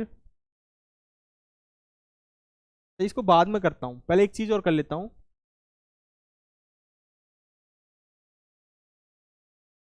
इसको मैं बाद में करता हूं, ठीक है, ये वाली चीज मैं बाद में अप्लाई करूंगा। मेरे पास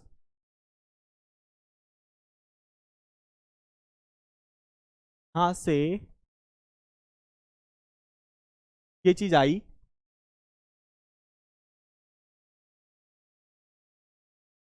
चलिए तो अब मैं क्या कह रहा हूं यहां पर, now if n greater than equal to m, 1/n less than equal to m. अच्छा, इसका यूज करता हूं मैं, अभी आपको तो चल जाएगा कैसे। Take take n is equal to m and p is equal to m, then अगर मैं n की वैल्यू भी m ले रहा हूं और p की वैल्यू भी m ले रहा हूं तो क्या होगा, देखो this becomes S n plus p minus S n. ठीक है, n की वैल्यू क्या ले ली मैंने 1, तो 1/m+1, ये बन गया अब 1/m+2, 1/n की जगह यहाँ पर क्या, n की जगह m और p की जगह भी क्या है m है। इज इट क्लियर, यहाँ पर p की जगह भी क्या है m है और n की जगह भी m है। अच्छा जी, तो 1 से लेकर 1 2 कहां तक जा रहा है, m तक जा रहा है, ठीक है m तक जा रहा है, ठीक है m तक जा रहा है। अब मुझे बताओ, और हमें पता है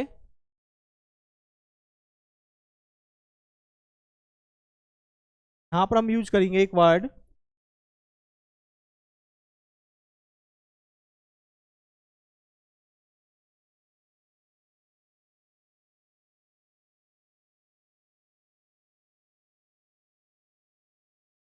we know that we know that if n greater than equal to m then this। अब मुझे बताओ m+1 m+2 बड़ा कौन सा है, m+2 बड़ा होगा, तो डिनोमिनेटर बड़ा होता चला जा रहा है, पहले यहाँ डिनोमिनेटर m+1 m+2 फिर m+3, तो डिनोमिनेटर क्या हो रहा है, डिनोमिनेटर बड़ा हो रहा है। तो मुझे बताओ 1/m+1 वैल्यू कैसी होगी, घटेगी, तो ये क्या होगी, घटेगी। तो 4 जब भी आपका n बड़ा होगा greater than equal to m, तो 1/n क्या हो जाएगा, छोटा हो जाएगा, किससे, 1/m से। ठीक है, अच्छा तो यहां पर क्या हो रहा है, तो मैं इसको कह सकता हूं, तो यहां से हम कह सकते हैं S n plus p minus S n, और यहां पर एक चीज और ले लो, यहां पर एक चीज कह सकते हैं हम बाय ट्रायंगुलर इक्वलिटी प्रॉपर्टी से, या फिर चलो ठीक है पॉजिटिव क्वांटिटी कोई फर्क नहीं पड़ेगा, this is equal to this is equal to this is less than equal to. ध्यान रखना, अगर आपका डिनोमिनेटर बड़ा होता जा रहा है तो ये क्वांटिटी छोटी होती चली जाएगी, ये वन पर डिनोमिनेटर क्या हो रहा है, डिनोमिनेटर बढ़ रहा है तो ये क्वांटिटी छोटी आ रही है, तो मैं इसको कह सकता हूं this is greater than equal to, this is greater than equal to 1/m+1, किससे बड़ा होगा, 1/2m से बड़ा होगा। ध्यान देखना कैसे, m+1, ठीक है, और m में m ऐड कर रहा हूं मैं, जबकि m 1 से बड़ा है, तो मुझे बताइए इनमें से बड़ा कौन सा है, बड़ा है आपका दिस, m+m बड़ा है। अगर मैं इसका रेसिप्रोकल करूंगा 1/m+1, तो बड़ा कौन सा हो जाएगा, 1/m+m, तो 1/m+1 बड़ा हो जाएगा, तो ये वाली टर्म बड़ी है किससे, 1/2m से। ठीक है, सिमिलरली 1/m+2 भी क्या है, बड़ी है किससे, 1/2m से, एंड दिस ये भी क्या है, ये तो इक्वल हो गई, ठीक है, इसलिए यहाँ पर इक्वलिटी लगा दिया मैंने, क्योंकि 1/m+1 में ये वैसे जनरली ये होता है, और लेकिन ये यहाँ पर इक्वलिटी भी हो सकती है अगर सेम है तो, ठीक है, सेम में इक्वलिटी, तो यहाँ की वजह से यहाँ पर आ गई इक्वलिटी 2m, और कितने टाइम से, 1 2 3 m तक, तो ये टोटल जा रहा है आपका m टाइम्स, इसमें कितनी टर्म्स है, ये m टर्म्स है, ये कितने टाइम्स है, ये कितने टर्म्स है, m टर्म्स, ठीक है, टर्म कितनी है, m टाइम्स हो गया, यानी सेम चीज रिपीट हो रही है कितने टाइम्स, m टाइम्स तक।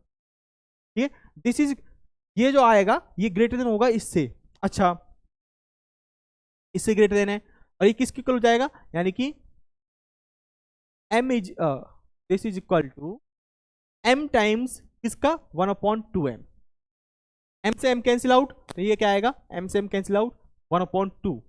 ठीक है, तो इनका जो डिफरेंस आ रहा है ना, वो हमेशा क्या, हमेशा 1/2 के बराबर या 1/2 से बड़ा है, लेकिन दिस इज, ठीक है, और यहां पर क्या होता है, for any epsilon greater than 0, अगर मैं एप्सिलॉन को 1/2 से छोटा लूंगा तो क्या ये ट्रू हो पाएगा, राइट, विच हम कह सकते हैं this is not less than epsilon, ये एप्सिलॉन से छोटा नहीं है, epsilon is great, epsilon is the arbitrary small positive number. अगर मैं एप्सिलॉन को 1/2 से छोटा लूंगा तो ये तो ट्रू नहीं हो पाएगा, क्योंकि इसका जो डिफरेंस है वो क्या है, इनका जो डिफरेंस है वो क्या हो रहा है, हाफ के बराबर या हाफ से बड़ा है, और जबकि ये होना चाहिए था एप्सिलॉन से छोटा, आर्बिट्ररी स्मॉल नंबर से। तो that's why it is not.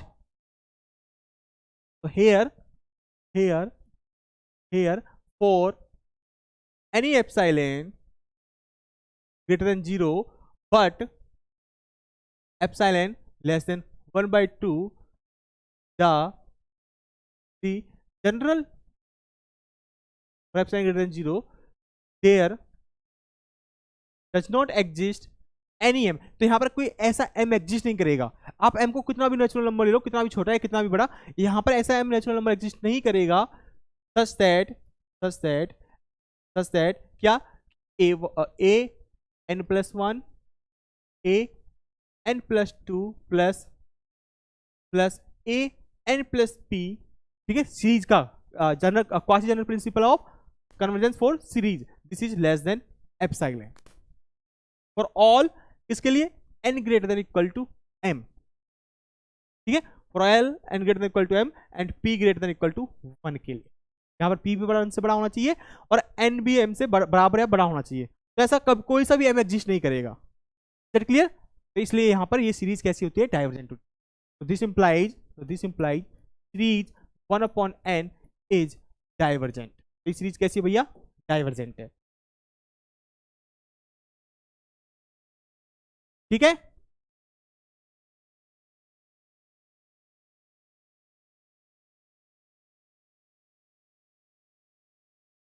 हुआ भाई, समझ आया? एक बार रिपीट कर देता हूं मैं, मुझे इस सीरीज को देखना था ये कन्वर्जेंट है या डाइवर्जेंट है। तो मैं यहाँ पर quasi general principle of convergence for series वाला अप्लाई कर रहा हूं मैं। तो मैंने इसकी एन टर्म लिखी, n प्लस पी टर्म लिखी, ठीक है। देखो प्रूफ से ही पता चलता है कि मुझे लगाना कैसे है। तो प्रूफ में क्या होता है, सीक्वेंस ऑफ पार्ट्स से सम बनाते हैं। तो यहाँ पर भी वही मैंने करा, दोनों का डिफरेंस लिया, यहाँ पर लिखा, कैंसिल आउट करा, सिंपल ये आ गया, ठीक है। यहाँ आते ही इतना कुछ नहीं है, सिर्फ कैलकुलेशन है। यहाँ आते ही मैंने इनका देखा दिस, और यहाँ पर देख रहा हूँ अगर मैं n की वैल्यू फिक्स कर देता हूँ m, यानी कि मैं m टर्म्स को छोड़ रहा हूँ। मैं n क्या कर रहा हूँ, यहाँ पर हमें क्या करते हैं डेफिनेशन में n greater than equal to m apply होता है ना, कि यहाँ पर m एग्जिस्ट करता है, और कैसे कि m टर्म्स को छोड़ने के बाद, ठीक है। तो यहाँ पर मैंने n की वैल्यू फिक्स कर दी m, n की वैल्यू क्या कर दी, फिक्स कर दी m, और p की वैल्यू फिक्स कर दी, क्योंकि p ग्रेटर देन 1 है, तो m भी यहाँ पर 1 नेचुरल नंबर है, या तो 1 होगा या 1 से बड़ा होगा, तो p की वैल्यू भी हम फिक्स कर दी, ठीक है, क्योंकि हर किसी के लिए ट्रू होना चाहिए। मैंने एक m लिया, रैंडमली m लिया, ये m मैंने क्या लिया है, रैंडमली लिया है, कोई ऐसा नहीं कि m की वैल्यू ये है, रैंडमली m है, 1 भी हो सकता है, 2 भी हो सकता है, 3 भी हो सकता है, 1 करोड़ भी हो सकता है, कुछ भी हो सकता है। तो इनका डिफरेंस देखा तो मुझे पता है कि यहाँ पर ये n+1, यहाँ पर ये क्या बन गया m+1, n की जगह m, यहाँ पर n की जगह m, p की जगह m। अच्छा जी, ये चीज आ गई। अब मैंने यहाँ पर एक छोटी सी चीज यहाँ पर यूज करी है, ये वाला, ठीक है, रफली ये चीज मुझे पता है, अगर m+1 छोटा है किससे, m+m से छोटा है, लेकिन इसका रेसिप्रोकल करूंगा तो वो बड़ा हो जाएगा 1/, क्यों, क्योंकि यहाँ पर डिनोमिनेटर क्या है, बड़ा है। अगर डिनोमिनेटर बड़ा है तो ये 1/, वाली क्वांटिटी क्या होती है, जो छोटी होती है, यहाँ पर m+1 छोटा है, तो यहाँ पर डिनोमिनेटर छोटा है, यहाँ डिनोमिनेटर बड़ा है, तो 1/, में करेंगे तो ये वाली क्वांटिटी क्या हो जाएगी, बड़ी हो जाएगी, और ये छोटी हो जाएगी। जैसे ही जहां जहां डिनोमिनेटर बड़ा है तो वो 1/, के करके देखेंगे तो वो क्वांटिटी छोटी रहती है। तो वही चीज हमें देखा कि दिस इज, ये n greater than equal to m के लिए हम कह सकते हैं कि 1/n less than equal to 1/m। तो यही वाली चीज हमने अप्लाई करी दिस। तो यहाँ पर फर्स्ट टर्म है, दिस टर्म किससे बड़ी होगी, 1/m+m से, ठीक है। तो m+m का मतलब 2m, ये वाली टर्म m+m से 2m, ठीक है। ये वाली टर्म भी बड़ी है, ये वाली टर्म भी बड़ी है, तो इसका मतलब ये हर एक टर्म पूरी की पूरी टर्म क्या होगी, इससे बड़ी होगी, इसके सम से, क्योंकि भाई ये टर्म 1/2m से बड़ी, ये वाली टर्म 1/2m से बड़ी, तो इनका जो सम होगा, तो इनका जो सम होगा, ये सम भी क्या होगा, इससे बड़ा होगा, इससे क्या होगा, बड़ा होगा ये सम, क्योंकि ये इसके इक्वल है। अच्छा जी, ये और ये कितने टाइम तक आ रहा है, m टाइम तक, क्योंकि यहाँ पर m+1 2 3 m तक जा रहा है, तो ये m टर्म्स है इसमें, तो m टाइम्स तक रिपीट हो रहा है। कितने टाइम्स तक रिपीट होता है, m टाइम तक रिपीट हो रहा है। तो इसका मतलब क्या होता है, m इंटू 1/2m, जैसे 2 इंटू 2 इंटू 2 10 बार, तो 2 इंटू 10 कर दो डायरेक्ट, ठीक है। तो 2 इंटू 10 करोगे तो डायरेक्ट आपका रिजल्ट मिल जाता है, वही चीज यहाँ पर करिए। तो यहाँ m से m कैंसिल आउट, तो 1/2 आ गया, और जबकि ये क्या है, आना चाहिए था लेस देन एप्सिलॉन। इनका जो डिफरेंस है ये लेस देन एप्सिलॉन आना चाहिए था for all n greater than equal to m। यहाँ पर हमने यूज कर लिया randomly for all n greater than equal to m, कि n अगर आप m से बड़ा ले रहे हो या m के बराबर ले रहे हो तो इनका जो डिफरेंस है एप्सिलॉन से छोटा आना चाहिए, और एप्सिलॉन आपका आर्बिट्रेरी पॉजिटिव स्मॉल नंबर होता है। अगर मैं एप्सिलॉन को 1/2 से छोटा ले लेता हूं तो उसके लिए तो ट्रू ही नहीं है, ये सिर्फ तभी ट्रू है जब एप्सिलॉन 1/2 से बड़ा है, लेकिन हमें तो बहुत छोटा हम एप्सिलॉन नंबर ले सकते हैं, तो इसका मतलब ये इन जनरल ट्रू नहीं है, इन जनरल ये ट्रू नहीं है। इसका मतलब क्यों ट्रू नहीं है, इसका मतलब ये ट्रू नहीं है, इसका मतलब जो सीरीज होगी आपकी 1/n टाइप की वो आपकी कन्वर्जेंट नहीं है, वो की result if and only if है। अगर ये ट्रू नहीं है तो इसका नेगेशन भी ट्रू नहीं होगा, ठीक है, इसका नेगेशन भी ट्रू नहीं होगा। This implies here for any epsilon greater than 0 but epsilon less than 1/2। अगर हम एप्सिलॉन को पॉजिटिव तो ले रहे हैं, लेकिन अगर हम एप्सिलॉन की वैल्यू 1/2 से छोटी लेंगे तो then they does not exist, आपको ऐसा m नहीं मिल रहा जिसके लिए इनका जो डिफरेंस है, राइट, इनका डिफरेंस मतलब कि सीरीज वाला ये वाला लेस देन एप्सिलॉन आ जाए, ऐसा आपको नहीं मिल रहा, नहीं मिल रहा था इसका मतलब m नहीं मिल रहा, तो इसका मतलब ये चीज आपको पास नहीं हो पा रही, नहीं हो पा रही, इसका मतलब क्या है, समेशन 1/n इज डाइवर्जेंट, ये डाइवर्जेंट हो गई।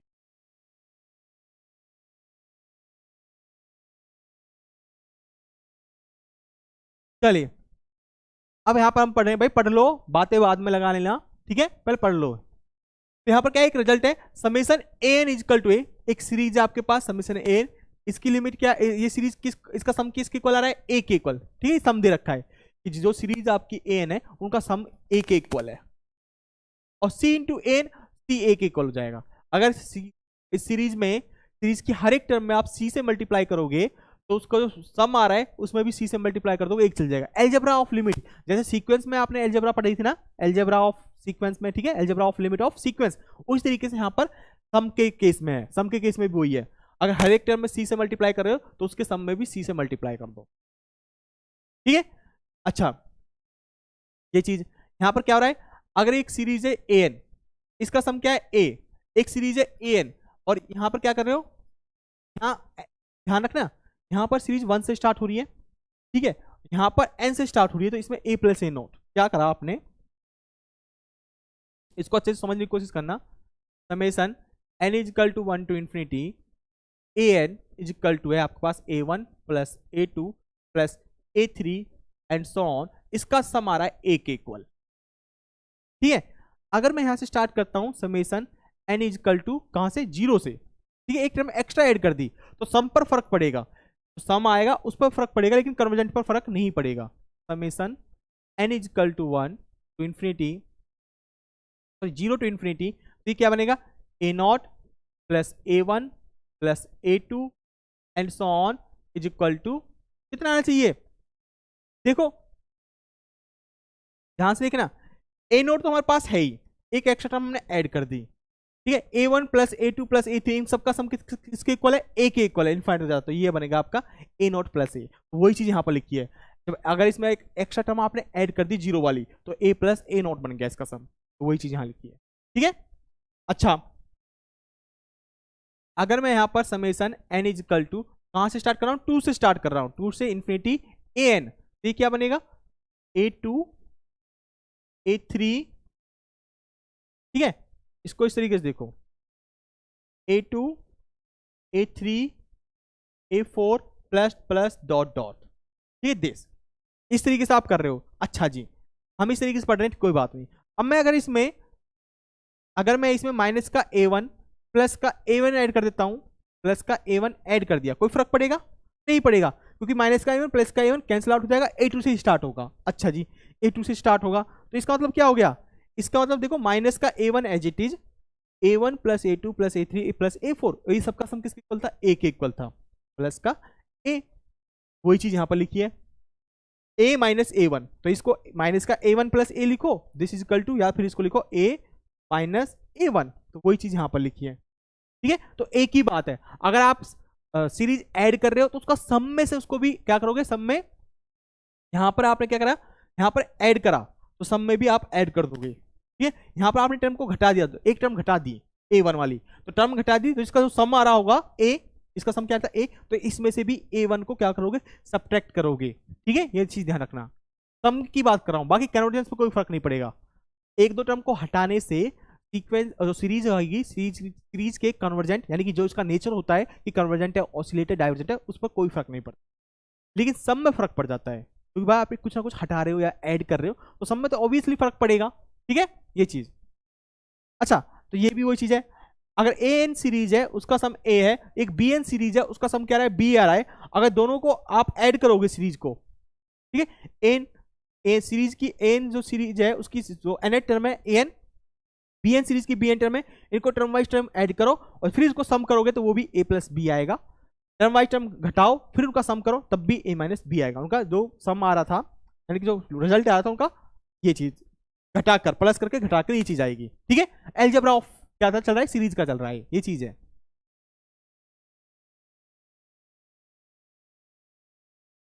चलिए कल क्लास नहीं है, ठीक है, कल क्लास नहीं है, डोंट वरी यार, क्लास हो जाएगी, पर एक बार पढ़ तो लो, अब बहुत टाइम है आपके पास, ऐसा नहीं है क्लास नहीं हो पाएगी, क्लास होगी, सारी चीजें होगी आपकी। एटलीस्ट मैंने आपको क्या बोला है अभी, अभी मैंने आपको 2 दिन से क्या बोल रहा हूँ लगातार, 2 दिन मैं आपसे लगातार ये बोल रहा हूँ भैया कि जो सीक्वेंस का मैंने आपको डीपीपी दिया है, जो लास्ट डीपीपी दिया है मैंने आपको 3 डीपीपी, वो उसमें सारे आपके पीवाईक्यूज हैं, एटलीस्ट आप उनको देखकर सॉल्व करो। अगर आपसे बिना देखे सॉल्व हो रहे तो वेल डन, अगर बिना देखे सॉल्व नहीं हो रहे तो एटलीस्ट वहां पर सॉल्यूशन मैंने आपको प्रोवाइड किए हुए हैं, सॉल्यूशन को देखो समझो कि कैसे सॉल्व कर रखा है और उसको अप्लाई करो, एक बार सॉल्व करके देखो हाथ से, देखो देखने भर से कुछ नहीं होगा, क्वेश्चन को पेन उठाकर आपको सॉल्व करना पड़ेगा सीक्वेंस सीरीज को, तभी आपके माइंड में उसका कंसेप्ट बैठ पाएगा।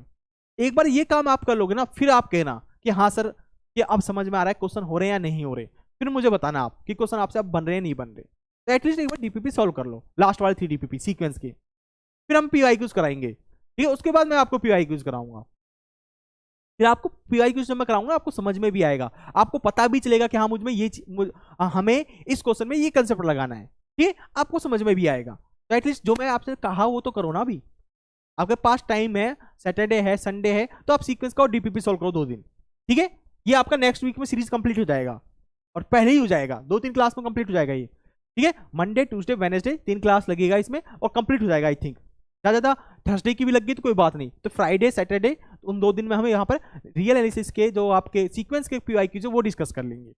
लेकिन एक बार आप सॉल्व कर लो, मेरा कहने का मतलब ये था एक बार आप सॉल्व कर लो डीपीपी, तो सॉल्यूशन देख कर भले ही सॉल्यूशन देख लो फिर सॉल्व कर लो, एक बार सॉल्व कर लो।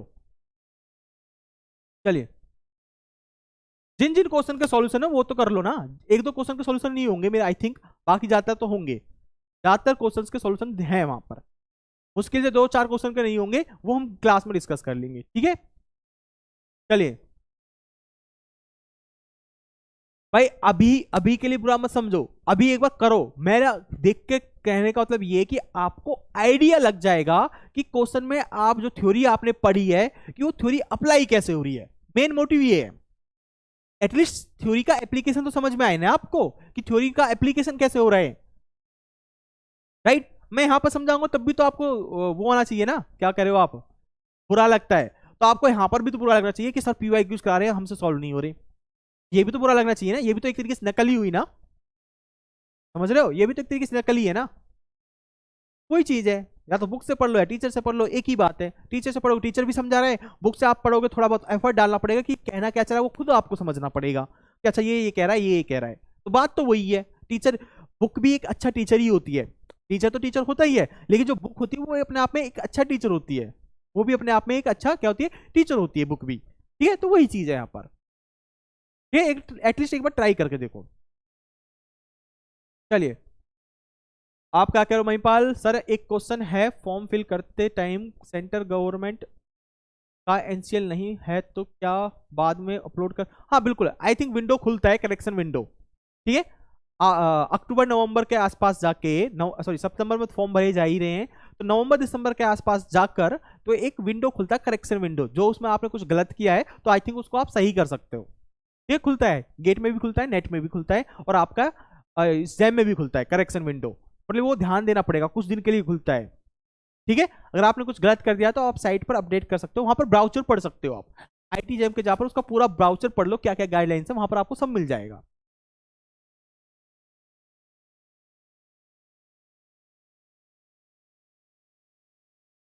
ठीक है चलिए तो ये रिजल्ट है ये कर लेना, ओके ठीक है, डीपीपी आपको मिला होगा तो सॉल्व कर लेना।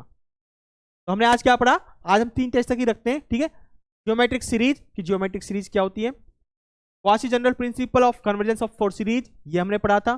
ठीक है, ये क्या है ये हमने देख लिया, और कुछ इंपॉर्टेंट रिजल्ट्स देखे हैं हमने अभी के लिए, ये चीज हमने पढ़ ली है। ठीक है, आज इतना ही रहने देते हैं। ठीक है, बिल्कुल खुलता है। पीडब्ल्यू की ऑफलाइन कोचिंग कहाँ होती है? ऑफलाइन कोचिंग नहीं है भाई, पीडब्ल्यू के अंदर ऑफलाइन कोचिंग नहीं है जैम की। ठीक है, ऑनलाइन ही है सारा। चलिए, रियल के लिए कौन सा बुक लें? मैंने आपको बताई थी बार्टले। ठीक है, एक बुक बताई थी रियल एनालिसिस की, आई थिंक अगर मैं स्पेलिंग गलत नहीं है तो बार्टले एंड सर्बर्ट। ठीक है, ये एक बार सर्च कर लेना। स्पेलिंग का नहीं पता, स्पेलिंग को छोड़कर अगर आप ये देखोगे बार्टले एंड सर्बर्ट सर्च करोगे तो आपको मिल जाएगा गूगल पर। ठीक है, real analysis by Bartle and Sherbert, ये बुक आप ले सकते हो। That clear?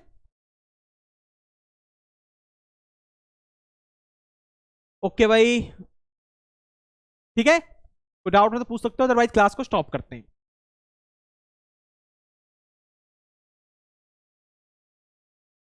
जो आपके डाउट हो पूछ सकते हो, अदरवाइज क्लास को हम यहीं पर स्टॉप करते हैं। ओके ठीक है, ठीक है, पढ़ के आना। और जो मैं सीक्वेंस का आपको बोल रहा हूं, एक बार वो लास्ट के 3 डीपीपी सीक्वेंस के पक्का सॉल्व कर लेना, चाहे आप उनको कैसे भी सॉल्व करो। ठीक है, लेकिन आपको सॉल्व करने हर हाल में, इससे आपको आइडिया मिल जाएगा जो आपने थ्योरी पढ़ी है वो मतलब कि थ्योरी में दम है। ठीक है, एप्लीकेशन समझ में आ जाएगी आपको थ्योरी का। चलिए भाई, थैंक यू एवरीवन। तो फिजिक्स वाला क्लास पढ़ते रहिए और आगे बढ़ते रहिए। Thank you.